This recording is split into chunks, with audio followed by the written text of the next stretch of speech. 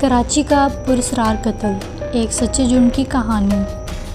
یہ کہانی 2010 میں کراچی میں پیش آئی، جب ایک ایسا قتل منظر عام پر آیا جس نے پورے شہر کو خوف میں مبتلا کر دیا۔ اس کا شکار بننے والے زیادہ تر نوجوان مرد تھے، اور اس کا قتل کرنے کا انداز اتنا عجیب اور خاموش تھا کہ پولیس کے پاس کوئی سراغ نہیں تھا۔ یہ کیس آج بھی پاکستان کی کرائم ہسٹری کے سب سے پراسرار کیس میں شامل ہے۔ ایک رات کراچی کے ایک مشہور علاقے میں ایک نوجوان کی لاش ملی۔ لاش پر بظاہر کوئی زخم نظر نہیں آ رہا تھا، لیکن گلے پر ایک باریک دھاگے کا ہلکا سا نشان موجود تھا، جیسے کسی نے مہارت سے گلا گھونٹ کر مارا ہو۔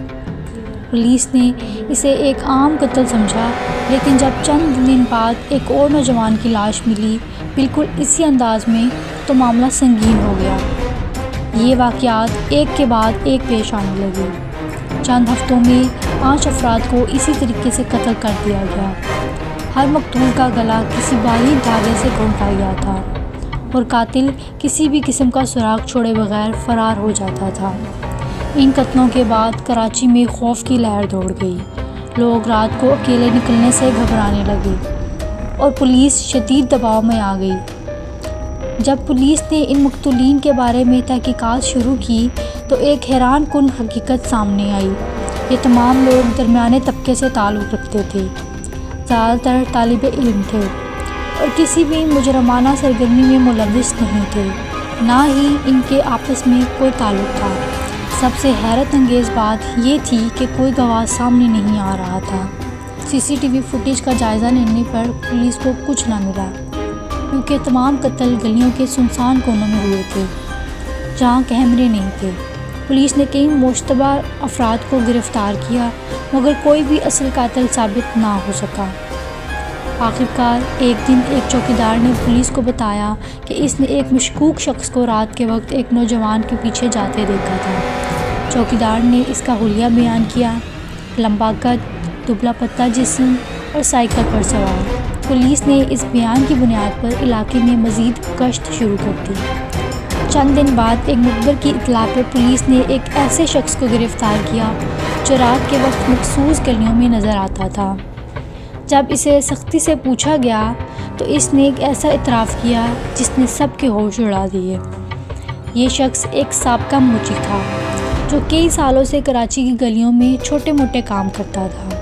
اس کا اصل نام عام لوگوں کو یاد نہیں، لیکن جب اس کا چہرہ میڈیا پر آیا تو لوگ اسے خاموش قاتل کہنے لگے۔ تفتیش میں اس نے بتایا کہ وہ بچپن میں ذہنی اور جسمانی تشدد کا شکار ہوا تھا۔ اس کا ماننا تھا کہ خوبصورت نوجوان لوگ اسے نظر انداز کرتے تھے، اس کا مذاق اڑاتے تھے اور اس سے نفرت کرتے تھے۔ اس نفرت میں اس نے فیصلہ کیا کہ وہ خوبصورت نوجوانوں کو مارے گا۔ اس نے اپنا خاص طریقہ ایجاد کیا، ایک باریک نائلون کا دھاگا جو نظر نہیں آتا تھا اور جو چند سیکنڈ میں کسی کا گلا گھونٹ سکتا تھا۔ وہ پہلے اپنے شکار کو کچھ دیر تک فالو کرتا، اور جیسے ہی موقع ملتا اچانک پیچھے سے وار کرتا۔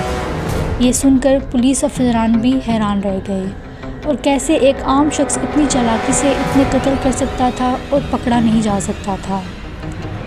جب یہ کیس عدالت میں پہنچا تو قاتل نے نہ صرف اعتراف کیا بلکہ فخریہ انداز میں اپنے قتلوں کے بارے میں بتایا۔ وہ بے رحم اور جذبات سے عاری تھا، جیسے اسے اپنے جرائم پر کوئی افسوس نہ ہو۔ عدالت نے اسے 6 قتلوں کا مجرم ٹھہرایا اور اسے سزائے موت سنا دی۔ اس کی پھانسی کے بعد کراچی میں ان پراسرار قتلوں کا سلسلہ رک گیا، اور لوگ ایک بار پھر سکون سے جینے لگے۔ یہ کیس آج بھی ایک مثال ہے کہ کس طرح ذہنی بیماریاں اور نفرت ایک عام انسان کو درندہ بنا سکتی ہے۔